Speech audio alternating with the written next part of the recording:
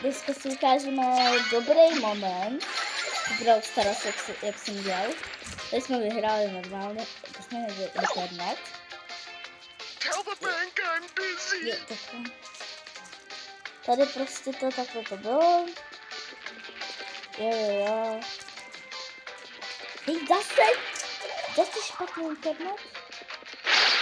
Já nemám špatný internet, fakt, ale prostě počkal jsem, až umře ten bas. Dal jsem jedna ve 3, normálně. Už umřel ten bas, teď jsem šel teda. Dal jsem hypercharge, to jsem ještě toho.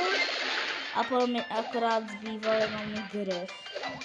A to bylo docela těžký, protože když jsem mu dal jeden dynamit, tak on prostě utíkal. Jeden dynamit prostě nestačí.